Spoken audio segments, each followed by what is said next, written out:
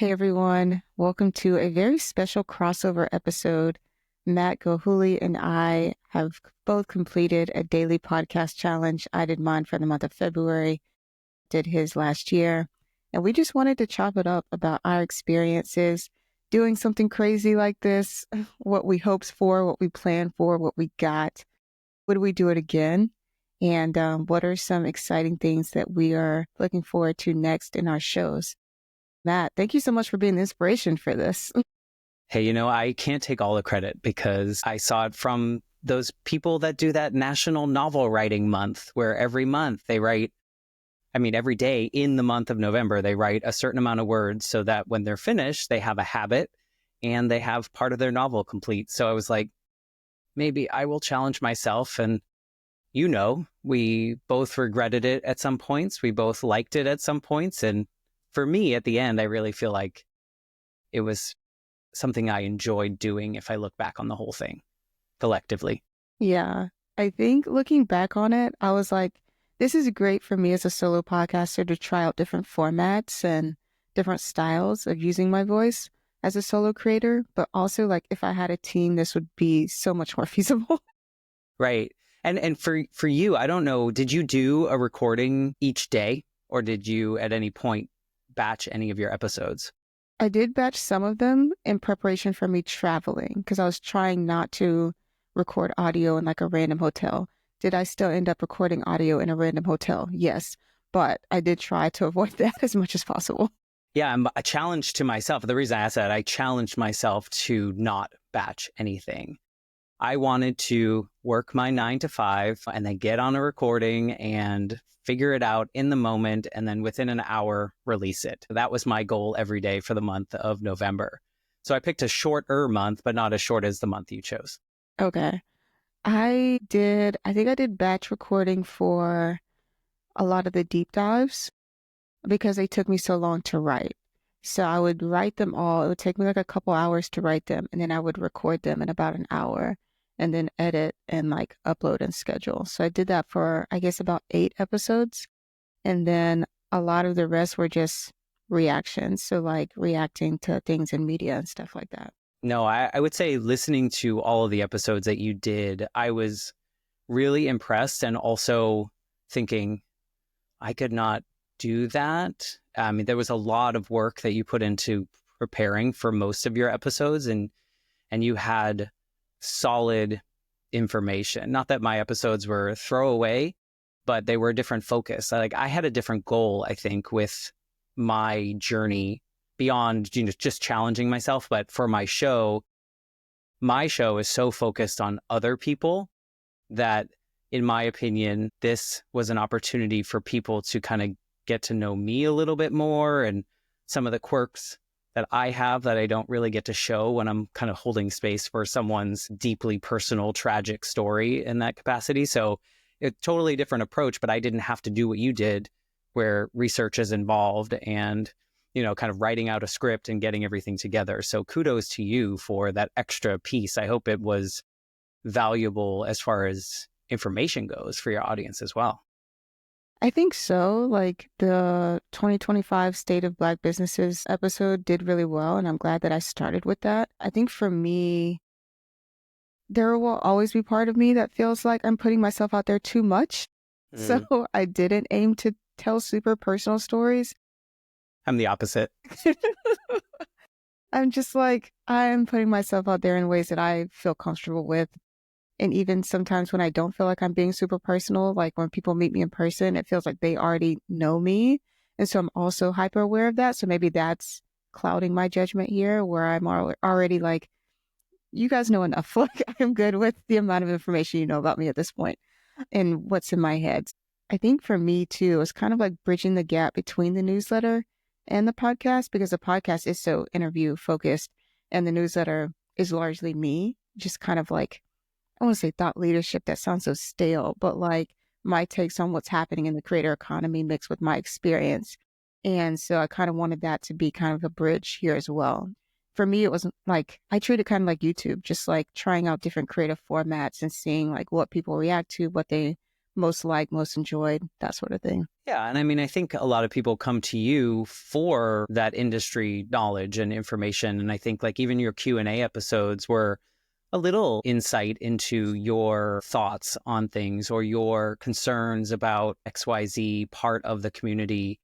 So I think there's, you were dipping your toes in it, but your show isn't also like focused on that. And I felt like for me, maybe it would be something that people liked. And I think some people did, and some people probably didn't listen because they're like, damn, that's 30 episodes on top of, because I was still releasing regular episodes Wow.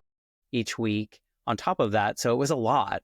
So I don't know. I'm sure I lost some people too because I tried so many episodes. But I think if you didn't know, you wouldn't have like, or if you didn't try, you wouldn't have known. You know what I mean? So like the people you lost are probably people who were kind of like lukewarm anyway. Dan Runcie of Travel, like he made a very interesting like statement about podcasting, which is like people treat podcasts like a starting five.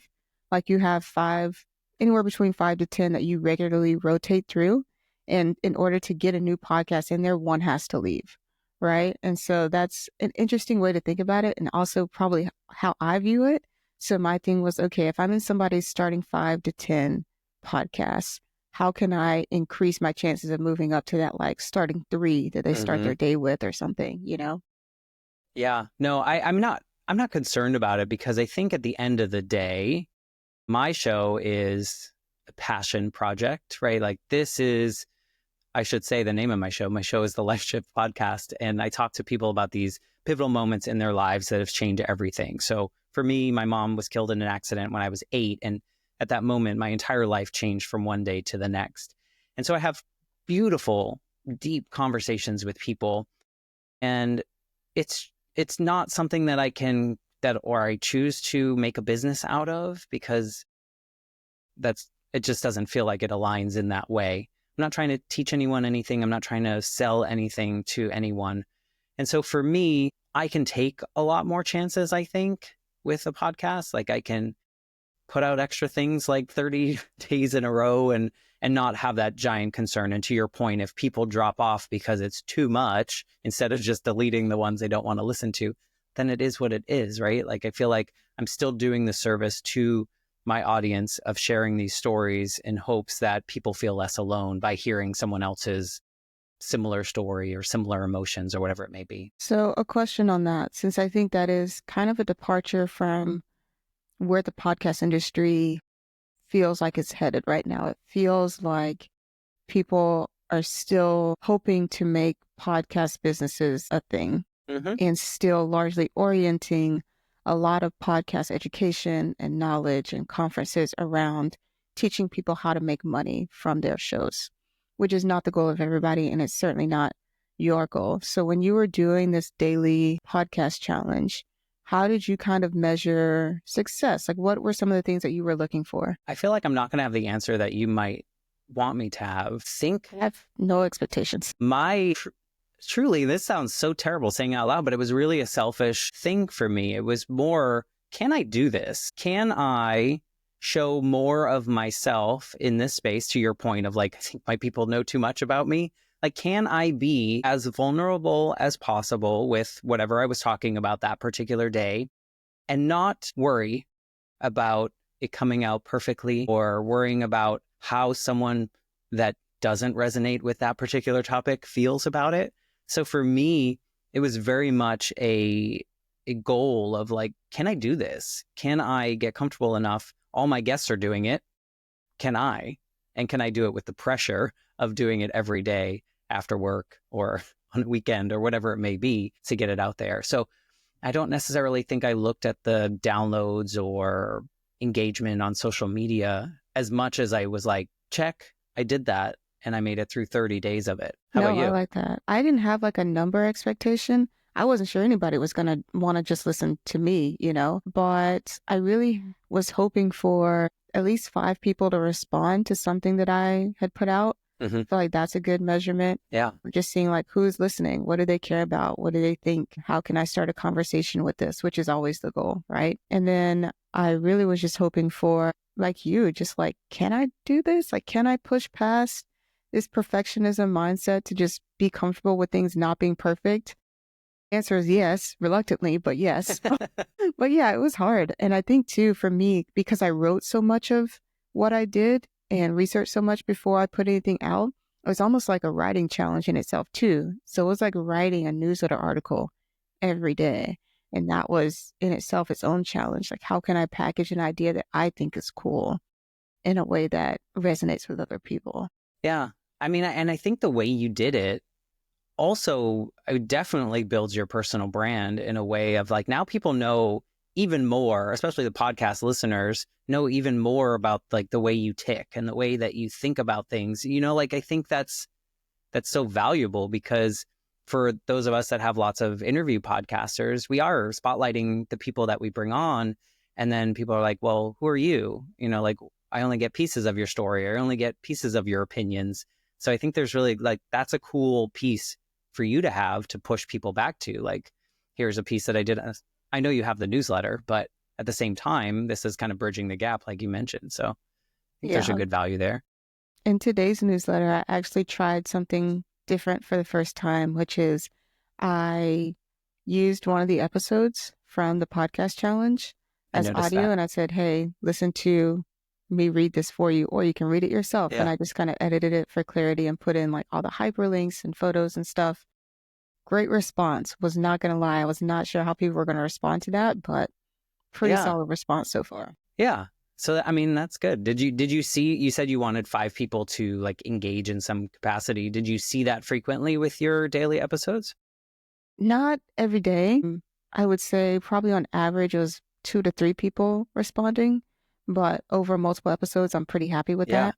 that. And even had people sharing without me prompting them to share, which is also like a really good sign. So I appreciated that. Where were you finding that engagement? Was it through your newsletter or Mostly social? LinkedIn, Okay. mostly LinkedIn, because I think people have caught on to the fact that that's the only social platform that I'm on. So And how did you I don't remember how you advertise each episode, each daily.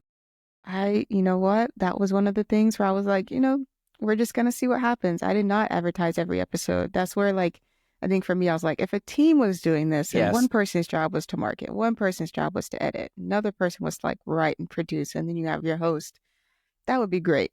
But for me, I was like, you know what? As long as the episode is out there, we're Yeah. going to go with it. And sometimes I would like make a post of saying, like, these are my last 3 episodes that I did. So kind of like a catch all kind of post. But that's as close as I got to really promoting every episode. Because you were running your own business at the same time, so that's a Yeah. full-time gig too. So, in terms of podcasting as a whole, I want to talk about like your podcast ecosystem because you have merch, which you're rocking right now. You I have, made it myself. I love it. I love it. You have a Patreon where people can support you there. That Oh, face is hilarious. yeah. You're welcome. And then you also just started a newsletter, which I am drastically happy about. Oh, So I would love to hear your thoughts on like how the podcast ecosystem is going. Like how is that working for you? I will say it's very hard.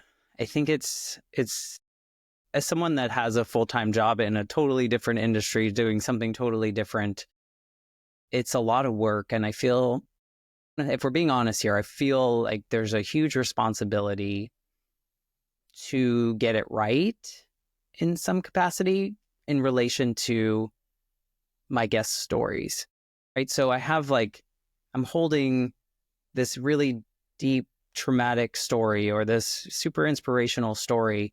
What am I supposed to do with it? And how do I do it right?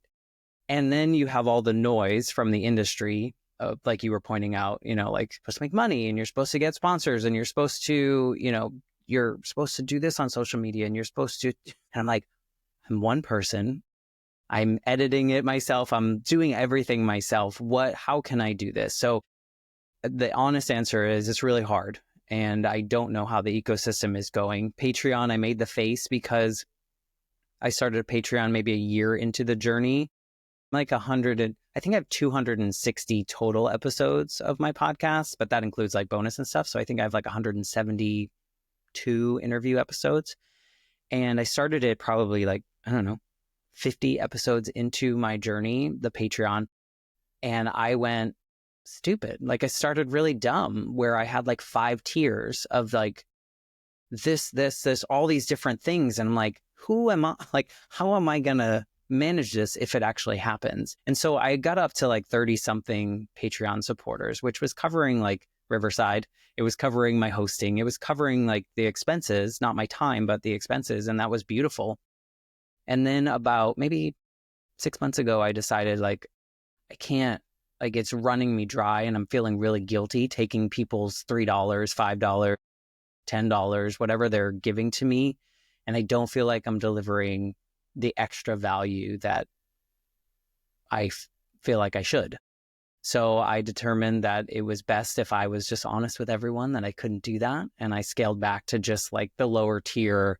You're going to get your episode early. You're supporting the Life Shift podcast kind of vibe on the Patreon. I sent individual text messages to everyone saying, hey, this is what I'm doing. I'm so sorry, but this is all I can do at this time. And people are super understanding, obviously super kind. But I went into it thinking like, I have to do this because everyone's like, oh, you have to have a subscription model and you have to do merch and you have to do this, that, and the other. So as someone maybe listening that wants to start a podcast, I would dip your toe in each thing when it makes sense, and don't feel like all the noise out there is telling you you have to do it. It's just a suggestion. You can do it and you can choose to do it. Like the newsletter thing, I don't know if it's going to actually go through because it's just another thing that I will have to do after work or find the time to do right. And so I'm going to cheat a little and use some of the tools that are out there that are available to podcasters. It's an extra fee, but maybe that's another way that I can connect with the audience and share the stories, which are most important for me. So I don't know if I answered your question, but I will say it's really frustrating.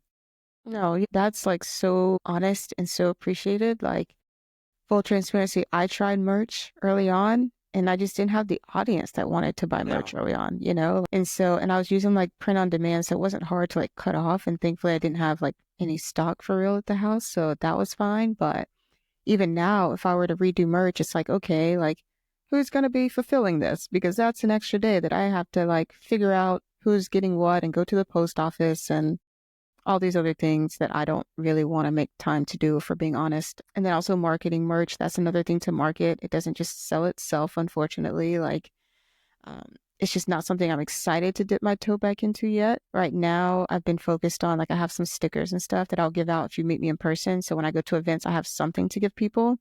And I also printed out, I don't have it next to me, but I printed out like a poster pamphlet situation. I got a designer to help me on. So that'll be a special gift for people coming to see me at Podcast Movement Evolutions. Nice. So I've been trying to focus on stuff like that. Like if you see me in person, I'll have something for you. But just having a store online for the sake of having a store online doesn't sound like something that is worth it to me. Again, it's something that you have to choose. Like I have a store online only because I like to make the merch so that I can wear it on all of my episodes. So like every time I record an episode, I'm wearing something that I created for the show. And it's just fun for me. Randomly, people that follow me will buy stuff, but it's not something that's paying any bill that I have, right? But it's I enjoy that because I like to do digital art. I like to create on like just so if something sparks interest, then I'll create it for myself. And if other people like it, cool. And to your point, they're print on demand. So it's not like I'm outlaying a huge amount of money for anything like that. So yeah, I mean, I think you have to choose the things that make the most sense in your world for what you can do. And if it doesn't fit in the bucket, then who cares? Yeah. Even for like the paid version of my newsletter, like I didn't start on Patreon. I started on just having a paid option on Substack. Yeah. And I don't have many conversions on that. And it took me, I would say, almost 8 months. I started it in December of 2023. It took me till, I think, September of 2024 to actually like figure out what I wanted to put behind a paywall. Like Right. that takes time, I think. And you're like, is it worth the money that I'm going to charge? Right. Yeah, always, always. And so that's like something that I think about now. And it's like I've gotten into a groove of writing it, every week, and I'm excited about it now. But now it's like, okay, this is something else for me to market. And I put a couple of calls to actions in my like podcast challenge in February, but I haven't done Yeah. a whole lot other than that, you know? So that's like a challenge I'm figuring out. And I'm also just like on this wave of like, until I figure out how to monetize the things that are already out there, like I'm not just going to keep adding things for me to think about. Like that just spinning my wheels, honestly. Yeah. I mean, I think that's so counterintuitive to what we've been taught, though. Like, I feel like we've just got to get that get rich quick schemes, you know, like those things like just try this now, try this now. But I think the success comes from putting in the reps, right? Like, I feel like the more you practice that writing behind the paywall, the better that's going to be, the easier it's going to get to market that, right? And Yeah. didn't you just like surpass 1,000 subscribers or something like that on your, and that was like you had a nice little ramp going on there. Yeah. Yeah. It's been going up. I've So been I very mean, I proud feel of it. like the pool gets bigger, right? And so now there's more opportunity for you to preview what they can get on the, you know, like give some freebies away, those kind of things to get people interested and see where you go from there. But I respect that. You can't throw the spaghetti at the wall and see what sticks. Yeah. And it also, to me, just kind of feels like when people pivot too quickly from something, it's like you don't believe in it enough to stick with it and like really try to communicate the value of like investing or paying for something like that. Yeah. I blame it on the noise. I do. I blame it on, I mean, there are some great people out there that will post, you know, really informative things. But then there's a lot of people that are like, here's how you can do this in 10 easy steps. And you're just like, probably not. You know, like I feel like there's so much, but if you're new to it, you kind of like, oh, is that all it takes? You know, and then you realize when you go through the process that if you make it past the 7 episodes of a podcast that most people don't, you realize there's a lot of work and there's a lot of things that come with it and you can't do it all. It's Yeah. not possible to do it all Yeah. by yourself, at least.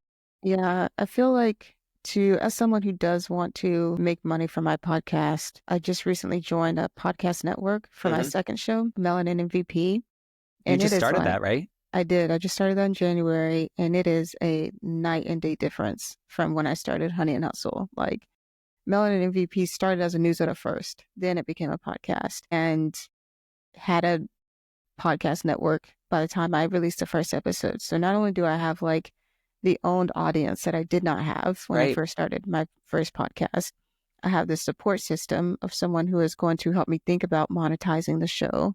And I already have like the 5 years of experience of doing another podcast and knowing what Exactly. works and how to do it well without spending a whole lot of money and how to market a show. And so it's just like, it's completely different. I've been like published and stuff now. It's like, where was this when I first started? Like nobody tells you all these intangible things that you could be doing Right. when you first start because so many people are just worried about what do I say? How do I edit it? How do I get it out on time? Like But you're don't you just think focused you on, needed those 5 years of like, maybe not 5 years, but you needed the practice and doing things wrong on your own to realize the things you needed to create that successful second one, like, and know the value of a network and know the value of all these things that you do. I feel like part of the journey is not just jumping into this massive success, but rather like trudging through the mud to figure out like, how can I even do this?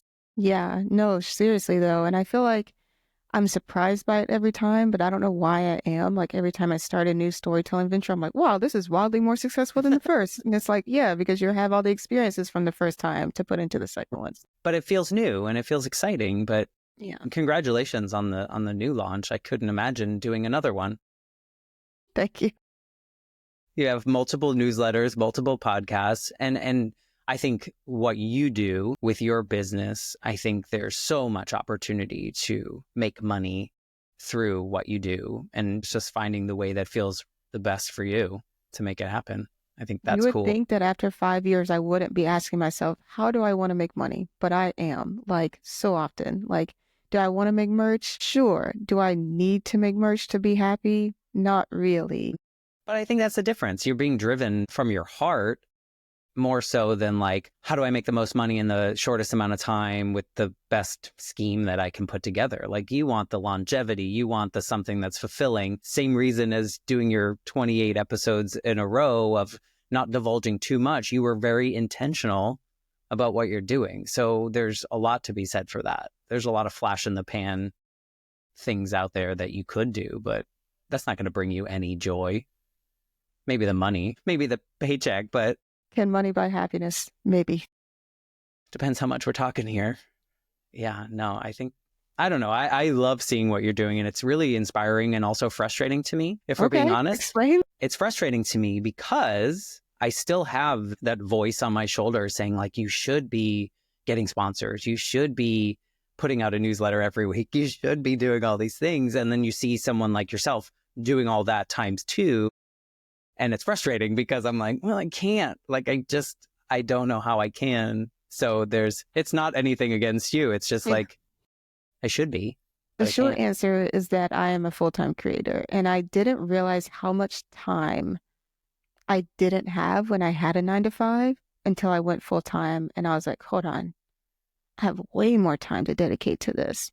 And I do think that's something that's left out of these conversations that people are having on social media of like, here's how to make 10K in 1 month, and here's how to make whatever, whatever.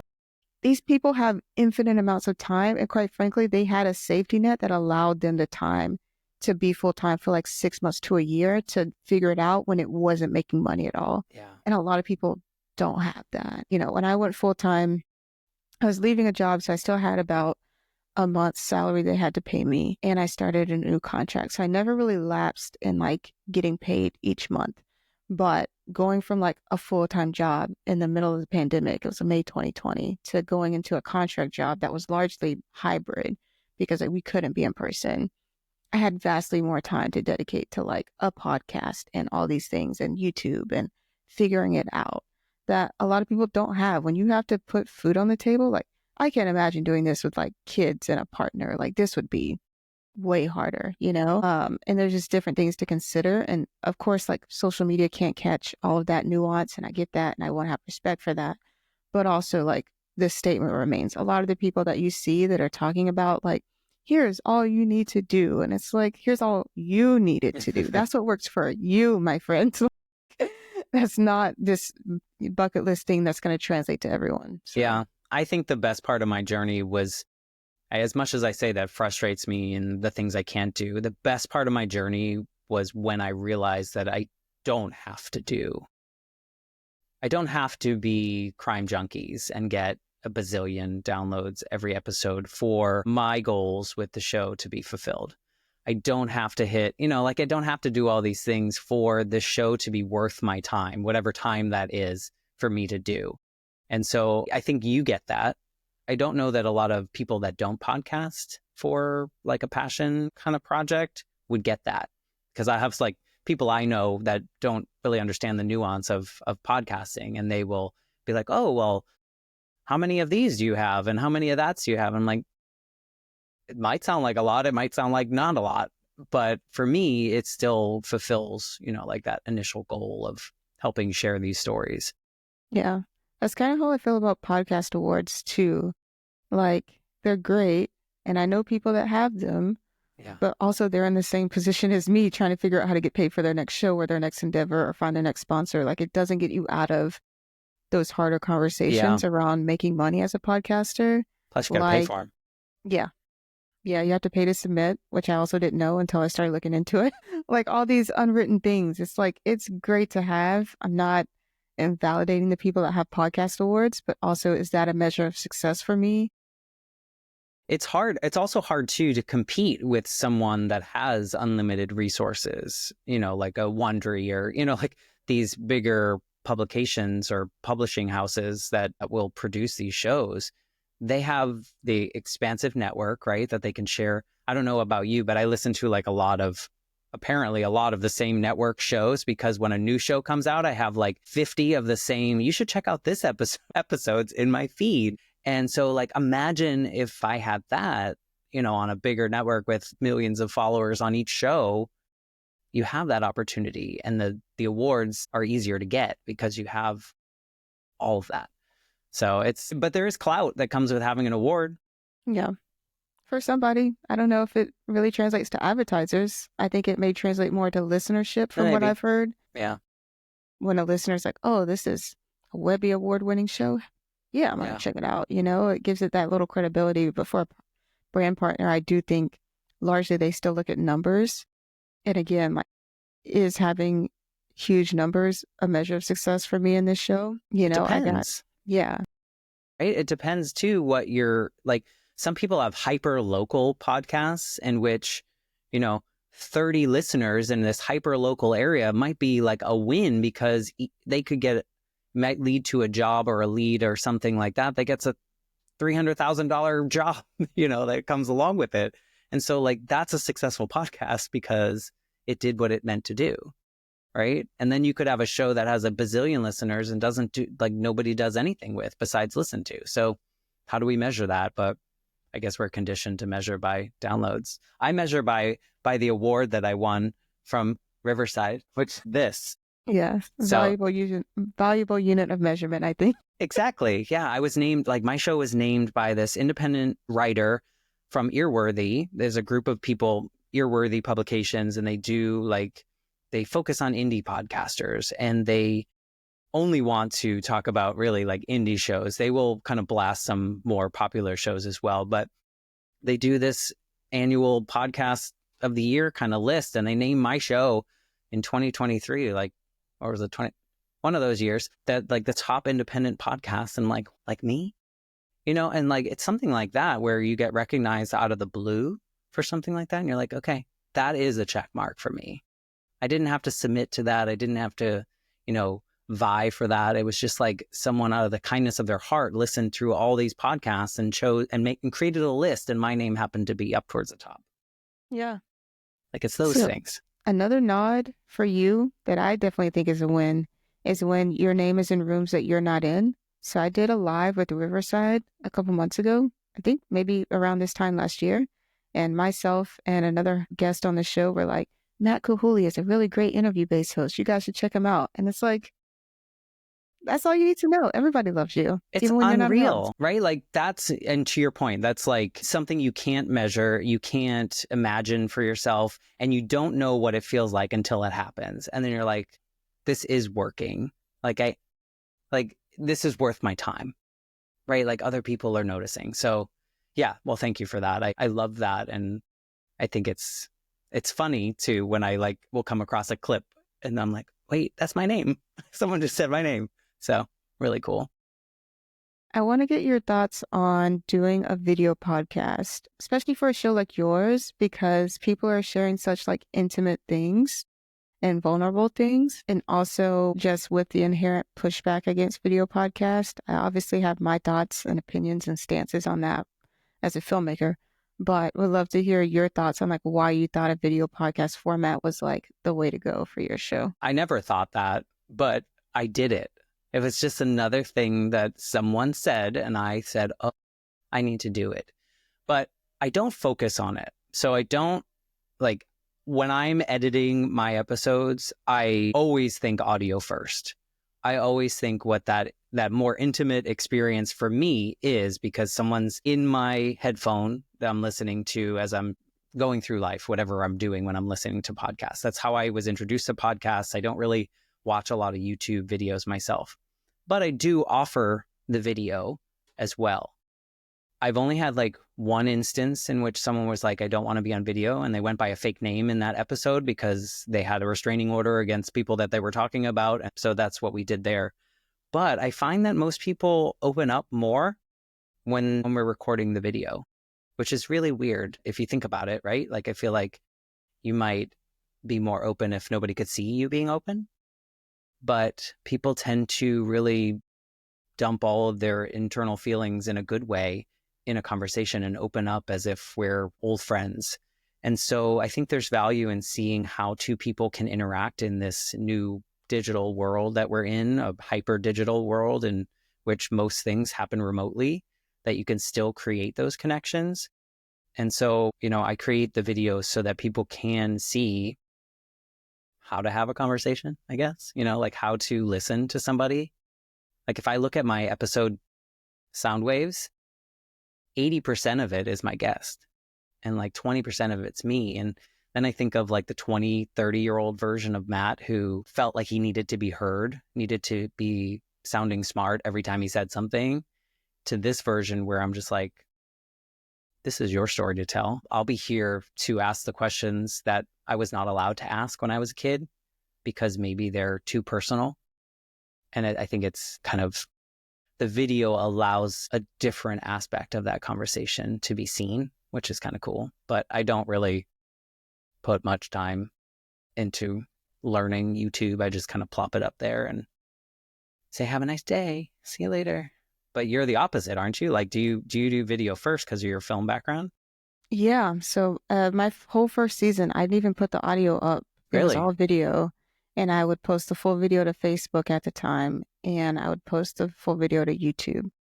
I am a YouTuber in the sense that I like watching a lot of YouTube videos. Like I've been watching YouTube since I was like in high school. So it's been a part of my personal ethos and culture for like since my formative years, you know? And there's always a part of me that was like, I want to be a YouTuber. I want to create videos for YouTube at some point. And a lot of my videos really mirror how I felt like YouTube was in its prime. I feel like a lot of people feel like YouTube is in its prime now because of how cheap cameras have gotten and the production quality and all this stuff. Like people setting up home offices that are just for YouTube. None of that mattered when I was first watching. What mattered was, were you entertaining? Could you record it? Could you actually be funny? That was it.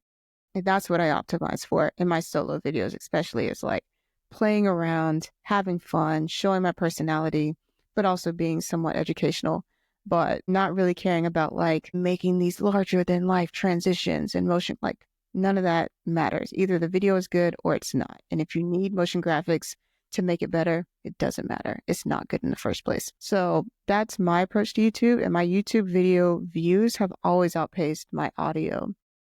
And at first I was like, well, maybe it's because I put this first season out, you know, on audio, like after it was already recorded. So I didn't have that real time, like marketing engagement. But now I would say even with this past month of me doing solo, like audio video, like I still don't think I'm anywhere near in the realm of what I've done on YouTube. Like I think I'm in like the 6 or 7,000s in audio, but I'm in like the 10,000s in video views. So it's just like a night and day kind of outpacing. And I haven't actually put out long form video for the podcast since about halfway through this last season.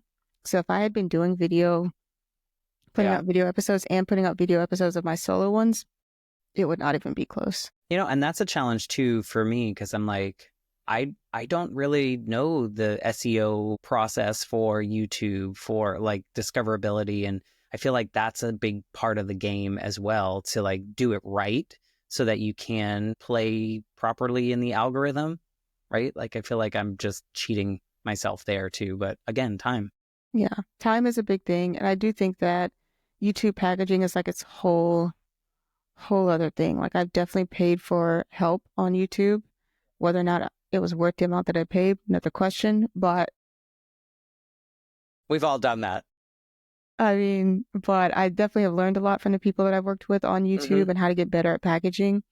Am I perfect at it? No, I still haven't hit 1,000 subscribers, but I'm happy with the views that I've gotten Yeah. and with now the consistency that I've been building on the platform. That feels really good. Yeah. No, But yeah, I it's think just it's a whole awesome. different platform. Yeah. Yeah. But I mean, I feel like that's your space. Like you said, it was like your formative years. So it's like comfortable to go there as well. Whereas for me, it's like, this is like, I'm old, like this vast wasteland of videos everywhere. And how do I compete? So that's why I'm just like, I'm just going to put it there. And if someone, the right person, finds it and finds value in it, then it's a win for me. That's my check mark. Yeah. Plus, it's a good marketing tool for the guests, right? Like now they have an extra thing they can point people to. Yeah.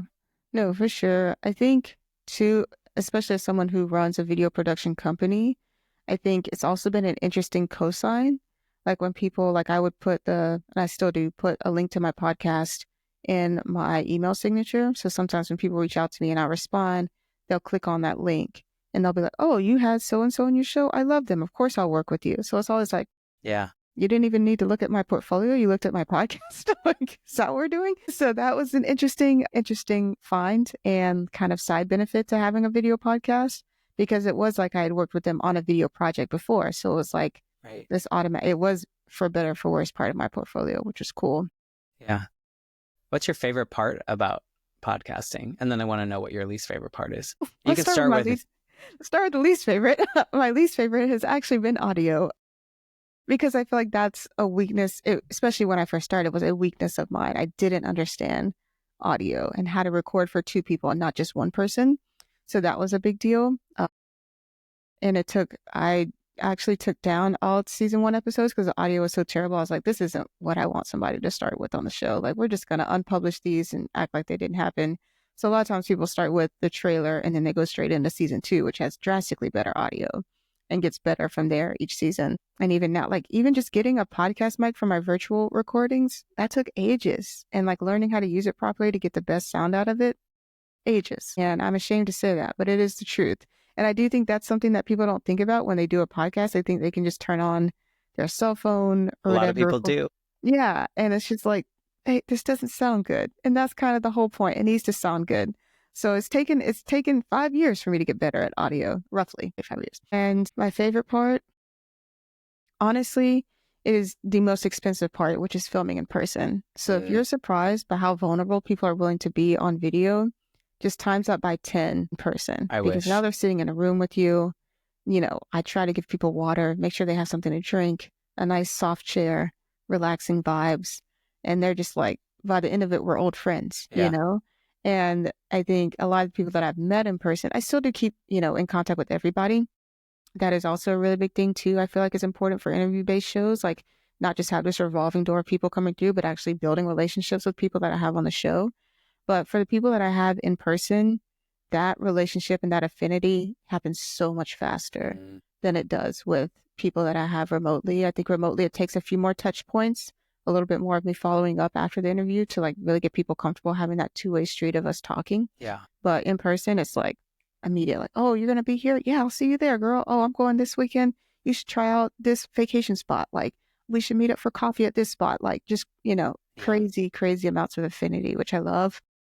But I do think we're going to try some different things other than just a sit down interview this year. After 100 plus episodes, I'm kind of tired of that format. So that was also maybe my selfish thing with this solo challenge was like, I want to fall in love with podcasting again. Yeah. It was as a you huge love should. for me. Yeah. If you're going to spend so much time doing it, why would you want to do something you don't, that doesn't light you up as much as it used to? I think I just got bored with it. And it's not any of my guests' fault. They're all amazing. I love them all. But I think just for me as a creator, I get like stir crazy and I'm just like, okay, I've mastered this one thing. Let me go do something else. And like, that's kind of the point where I was at too. I was like, let me try something else with the podcast and just see what sticks and maybe pave the way for me to do some different styles of in-person podcasting and interviews and stuff like that. I like it. I think you should like what you're doing. I think so too. Right? I think so, but I think it makes the hard parts easier. Yes, I do. I think, and I guess here's another maybe perspective on this too as a video podcaster primarily, like because video podcasting has kind of blown up within the past year or so, especially with celebrities getting into the video podcast game to That's another varying topic. levels of quality. Sure, absolutely. I think a lot of audio only podcasters are feeling the pinch of why should I do this? This is boring. This is a boring format. I don't want to do it. It doesn't feel innate to me as a creator. My response is always, if you don't like it, don't do it, right? Just to your point, like if you don't enjoy it, don't do it because this is something that is probably not going to make you a lot of money starting out, if at all. But for me, as someone who started off with this format years ago before it was popular, I'm like, okay, this isn't the only way to do a video podcast. And maybe part of me just wants to spread my wings creatively and be like, I'm a video podcast, but we don't just do sit down interviews. We have done that. We can do that. We are capable of that. But there's also other ways that you can experiment with doing in-person episodes. And I want to kind of get people excited about the format of video podcasting in the way that I'm excited about it as a creator.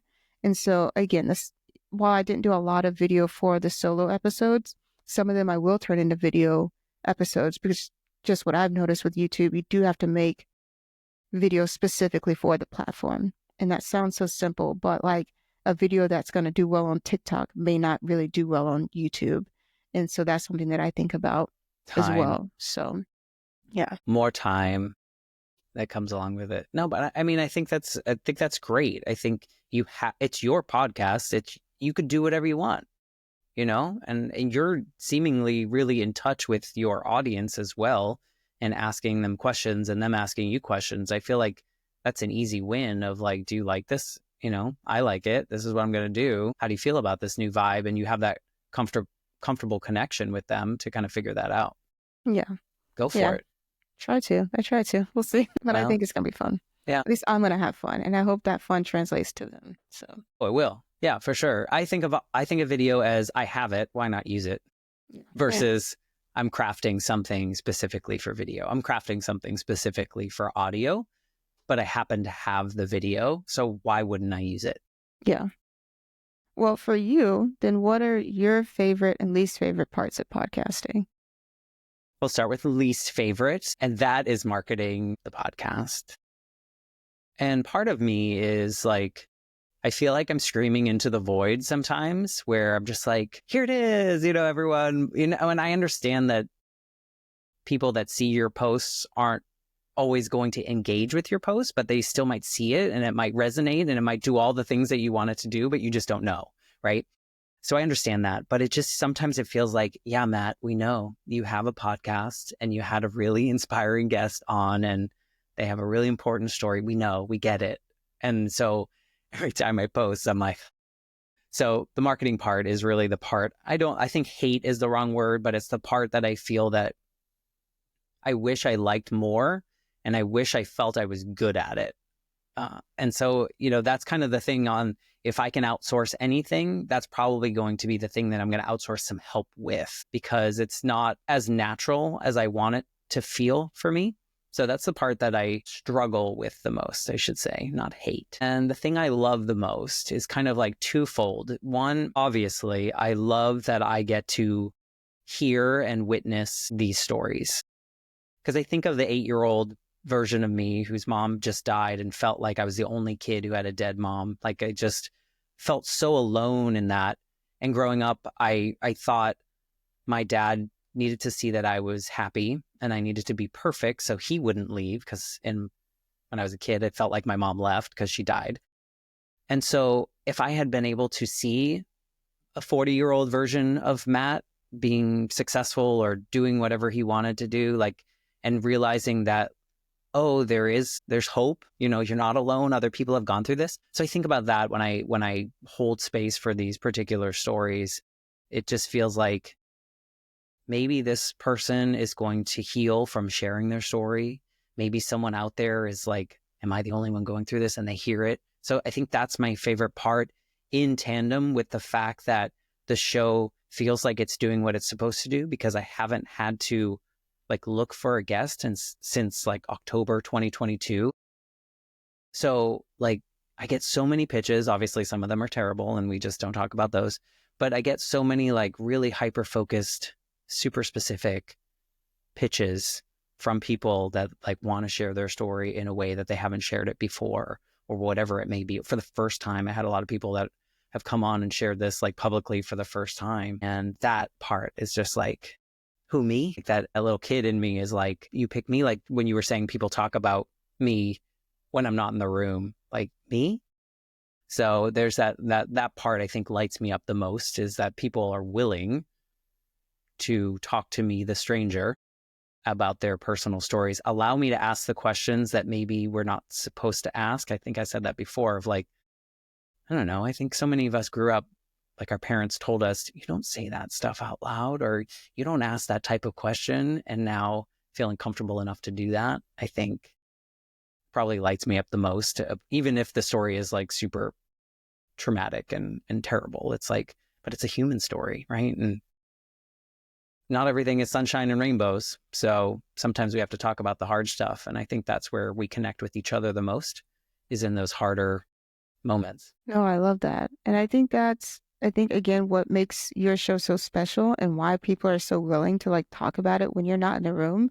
Because sometimes when you're even listening to these type of shows and stories, you're like, I need to make space as the listener right now, right? And it may take you a little minute to process what you heard and think about what that story means to you.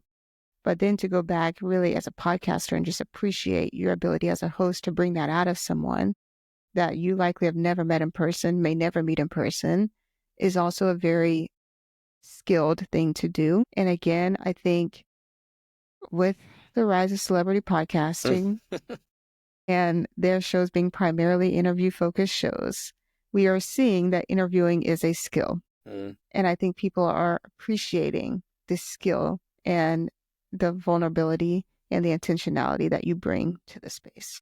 I'll tell you my secret: listening. That's it. Like, listen as a genuinely curious human being that cares about someone else's story, right? I think you don't need to know much more than that. Like, secret, I don't research my guests because I don't want to know. Interesting. Because if I know, being a type A person as I am, if I know, I'm going to take that conversation exactly down the path that I've planned out in my head.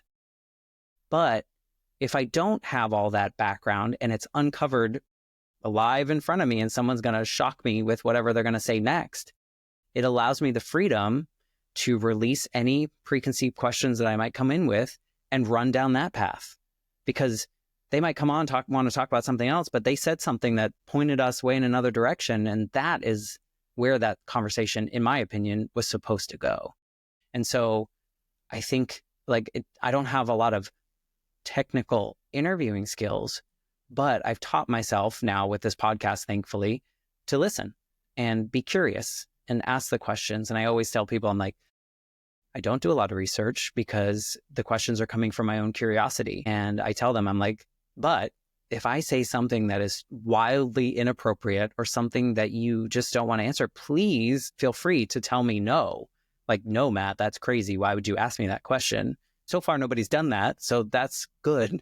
But at the same time, it gives everyone the freedom to have the conversation go where it's supposed to go. So I just gave away all my secrets, but they're very easy. Everyone can do it. I think not everyone can do that. Let me just be clear. No. And I say that as someone who is maybe a little more the opposite, where I do put a lot of time into researching my guests. But there are times I saw where your face when I said that. my face was like, what? This is unheard of. No research. Cheat But code. I think too, like, the reason why I say not everybody can do that is because, like, and I'll say this about me when I first started interviewing people, when I didn't maybe put as much time into research or anything like that, there would be times where I'm like, he said something that was really, really good. I want to go down that path. But then I'm going to forget the question that I had originally. And sometimes, like, I've just had to learn, like, sometimes you just got to leave it and be okay with leaving it and be okay with the direction that the conversation naturally flows. And even in research, like, I'll have certain things that I want to talk about. And part of that too came from, again, making videos for YouTube. Like, you have to have a value proposition in a Right. video. And like, what is the curiosity loop that I have as an interviewer that I want to close with this interview? And so that's kind of where some of the research comes in. But also, again, like, as long as I meet whatever my curiosity gap is, we can talk about whatever. Like, I literally had somebody on the show and we were talking about how old Black women love watching old Westerns. Like, Really? what does that have to do with business? Absolutely nothing. But we were interested. So we talked to that. I didn't know this was a thing. Yeah. I No, need to know it's a this. cultural thing. Like, Black Really? women in old Westerns is Huh. interesting. Yeah. We Shout need to out to do Ed some more Griffin. research on that. Andy Griffith? Did you just say Andy Griffith was an old Andy Western? Griffith. Yeah. I mean, it was Mayberry, but that's a different story. We could go down that avenue at another point. But That's, no, I accept that. But also, I love that you just said that you've given yourself the permission to forget the questions. That's something that I talked to Kendall at Riverside about. It was like which we had a conversation about, like, how do you get people to open up and like, how do you listen and all these things. And I was like, first thing I had to do was allow myself to forget so that I can continue listening. Because your guests might keep talking. And instead of listening to what else is happening, you're stuck on this, oh, that's a good idea, I'm going to ask them that. And you're not even listening to the rest of the story. So you just kind of have to give yourself permission. So I love that you do that. But close your loops. Those are important.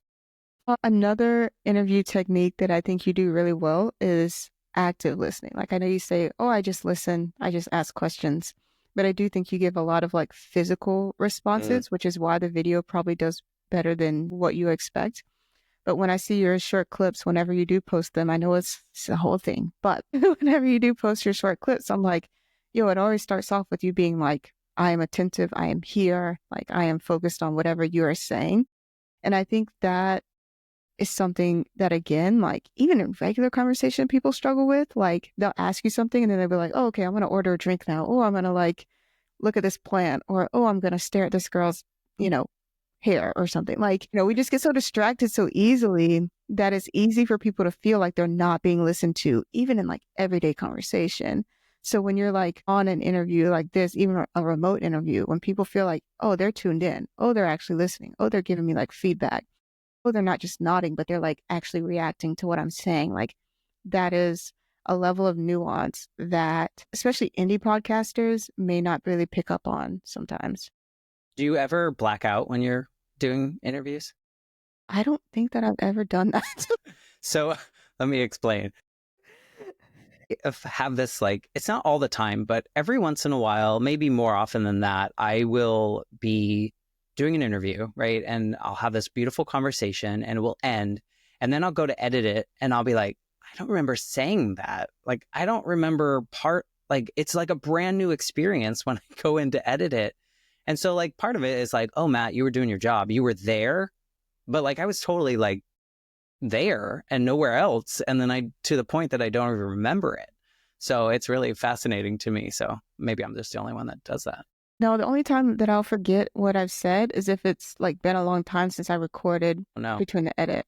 Then I'm like, okay, what did we talk about? What was said? What this will be happened? like 2 hours later as I'm editing the episode and I'll be listening and I'm like, I don't remember saying that 2 hours ago in the conversation.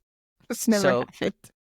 like, to me, it's a good thing, I guess, because I'm fully, like, to your point, I'm fully there for them. The old version of Matt, when I was really trying to climb the corporate ladder, was always just waiting for the next silence. It wasn't waiting to engage, right? It was just like, where's the next silence so that I can say the smartest thing in the room?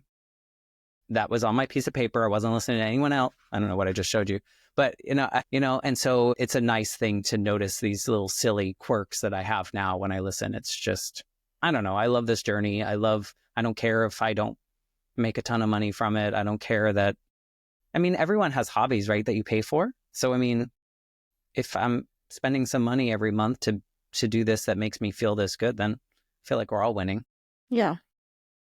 I want to go back. So you said this a couple times in this conversation where you will say, when I was younger, I just wanted to be the smartest person in the room. And I would always be looking for an opportunity to show that I was the smartest person in the room.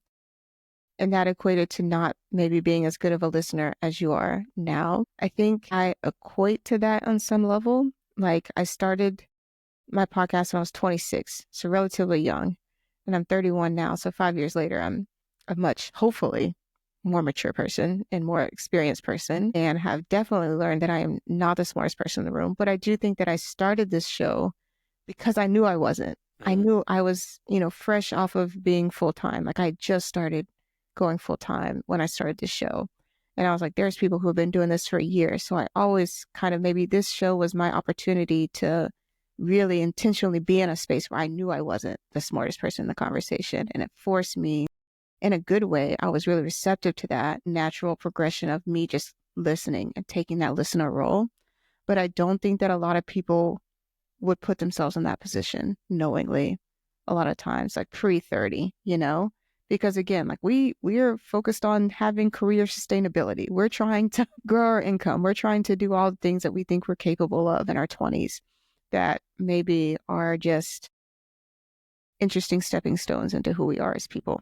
Yeah. No, I mean, I think that's commendable. I don't think a lot of people in their 20s would choose to do something that maybe would make them uncomfortable, their normal, kind of route. I was very much, and I still have the perfectionist tendencies to me that was like, I don't want to choose a lot of things that I know that I might not be good at. Like, I don't know for sure that I'm good at, maybe is a better way to say that. Like, I would choose the easiest classes in school because I knew I was going to get an A and therefore my family would be proud and, like all the things that would snowball in that way. And so during the pandemic, I got a second master's degree because I was bored. And when I went into it, I told myself that I was only going to choose the electives that scared me. So in your way of doing your podcast, that was me in my 40s of choosing hard things like the class that I'm like, I don't know what that means. So I'm going to take that class. Like this podcast, the Life Shift came from a class in that program. And I chose the podcasting class because I was like, that's scary. Like, I don't know how to do that. What should I do? Who's going to listen to me? Like all the thoughts that come in your head. But then it kind of forced me to do it. And here we are. I'm starting my 4th year and in this month, so you never know. These things probably are the things we should be doing, right? The things that are hard, that are scary, kind of bring us to those points. I have a question. So I didn't know you were 4 years in, but that does make sense with the timeline. How do you feel about going to podcast industry events? Like, is that something that you've done in the past? Is it something that you want to do, care to do? I want to do. I'm scared to do because I feel like I'm going to have to defend the way that I do me and my podcast, right? Like, to the whole point of like the industry telling us what we should be doing, or we should be doing this, we should be doing that. Why are you doing this? Why are you doing it that way? You should be cutting this out, like whatever it may be. So I haven't gone yet. I mean, I live in Orlando, which is right down the street from Podfest, or I think that's what it's called, right? Yeah. Every January. I even had a free ticket like 2 years ago and I didn't go because I do have this fear, I don't know why, that I'm going to have to defend things or make it, I don't know. I don't know why I don't go, but I should go because Okay. I like talking to other podcasters. Yeah. But Yeah. Okay. I haven't been to Podfest yet, but I have been to a couple podcast events and hoping to do a couple more this year. They're fun. I've never yeah, felt like I've had to defend that's good. myself. I have definitely been in situations where I felt uncomfortable. I would And love I've to go been, and be part of a panel. Have you done that yet? no. Well, yes, Okay. yes. I did a panel last year at Afros and Audio. I would love to do another panel. They feel so much less stressful than developing a talk. My God. But Yeah. But yeah, so yeah, I would love to do a panel again. So if you ever want to do a panel, Yeah. let me know. I feel like that's how I dip my toe in it. I'm like, oh, I have to go because I'm part of this panel, but also now I can interact with all the other podcasters. Yeah, yeah. And I feel like having just that speaker badge just like puts people at ease. Like then you don't really have to defend. And there's really nothing to defend, right? Because this is mine. I can do whatever I want with my show. So there's nothing to defend. I think it's just that perfectionist thing. And I think it's as soon as I go, I would realize like, why did I wait? But also it's the apprehension. It's the pre-nervousness of actually going that I just haven't gone yet. So maybe next year or later this year. I'm sure there are places to go. Yeah. Okay. Okay. I just want to plant the seed. Plant the seed. Planted. There is soil and water. It's germinating. Is that the word? That is the word. I Okay, think we're gonna perfect. go with it, even if it's not. How about that? Because this is our show. Exactly. No, I think this is, I mean, I love that we've been able to have this conversation so openly, I guess, about the way that we do, because our shows couldn't be more different, right? Like, I feel like our approaches are different. Our feelings about why we make the choices we make are different. You do a lot of research, you do a lot of script writing. I do none of that. I don't like to know much more than a form, but yet there's so much that I can relate to about the way you feel about your projects and the things that you do. And so it's like one of these things where like our worlds are so different, but so similar. And I think that's what I find in a lot of the conversations I have with my guests too. It's like, I didn't go through what they went through, but I can feel all the same things that they're talking about right there. So, Yeah. I love that we could have this wildly different conversation, but still understand exactly how the other one's feeling. Oh yeah, definitely 1,000%. Cool. Okay. I think how do we feel? I feel good. Unless Yeah. there's anything else you want to dive into. I think we need to find a way to wrap it up. I think okay, I got one. I'm going to edit this part out, but okay. So let's bring us home, right? We got to close that curiosity loop. What was your favorite emotion through the 28 days or like, what was the most impactful emotion, I guess I should say, in that 28 days of doing this little challenge that kind of brought us to this conversation? There was a moment. It was Valentine's Day. I was in a hotel room in Asheville, North Carolina. I was there for a board meeting for a nonprofit that I'm on the board of. And I just remember like being just absolutely dog tired. If you've ever been on a nonprofit board retreat, there's so much information shoved into such a small amount of time that it's like drinking from a fire hose. And I remember just as like one thing that I do at the end of each day is kind of like my own little self-care, no matter how busy I get, is I'll watch like an episode of a TV show just to have like 30 minutes, 40 minutes to myself. And while I'm watching the TV show, I took a little minute to check like the stats on whatever my podcast was for that month. And I just remember being so elated in this private moment in the middle of the night by myself that my show had done the most downloads we'd done in a month, only halfway through the month of February. And I'm like, nobody else is going to care about this. Nobody, literally nobody in the world is up at this time of night checking my podcast stats but me. And it's not something that's like forward facing, like YouTube views on a video. So only people would know if I told them. But I care so much that like people are tuning in to this extent and like really reacting to what I'm doing. And like that was my Valentine's Day moment, which sounds so like cheesy and whatever, but I was really happy with myself. I mean, it just feels like you're on the right path when something like that happens, because you could look at that stat on a different day and feel different. You know, like it's all of the confluence of things happening to bring you there. I think mine was at the end, and it wasn't because it was the end, but it was because it was the end. It felt like I achieved this thing that initially 30 days earlier felt so insurmountable and scary. And by the end, I had a process in place. It felt very organic. I didn't come in with scripts or anything like that. Some days I actually just was like, I would randomize my list of ideas and like pick it on whatever felt the most. How vulnerable do you want to be that day, Matt?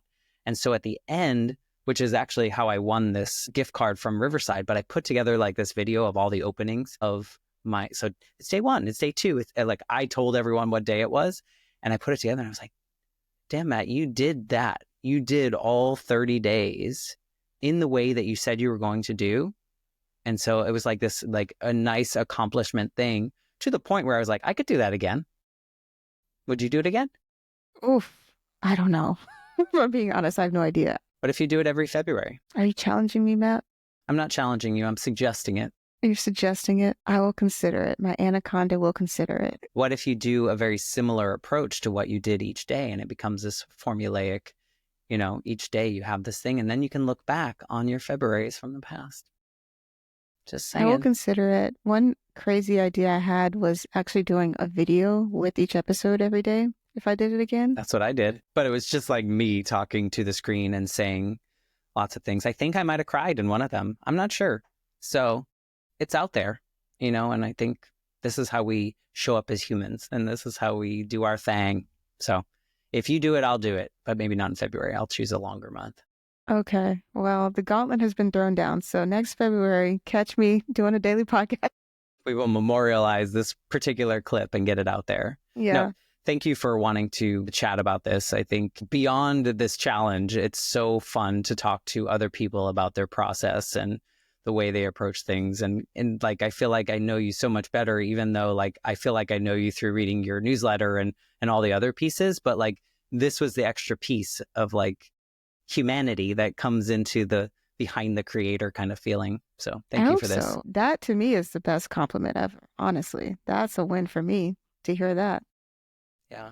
I remember we had a conversation on like Zoom like 2 years ago, maybe. Yeah. And you were like, Matt, just do it. Whatever we were talking about. I don't know if I did it. I don't know what it was, but it was either. It was me being like, I don't know if I can do that. And you're like, just do it. Like, what are you waiting for? Oh, thank you for that. I mean, it stuck with me. And I think, you know, I'm an encourager. I encourage people to do crazy stuff. You encouraged me to do crazy stuff, so it paid off. Exactly. Well, I hope your listeners and my listeners enjoyed this little conversation that doesn't really fit either bucket of what we do. But I think it's a beautiful opportunity to get to know each other and our audiences to get to know you and maybe me a little bit more. Oh, yeah. Oh, yeah. Thank you so much. All right. We're going to close it. So we will see you when our next episode comes out. Take care.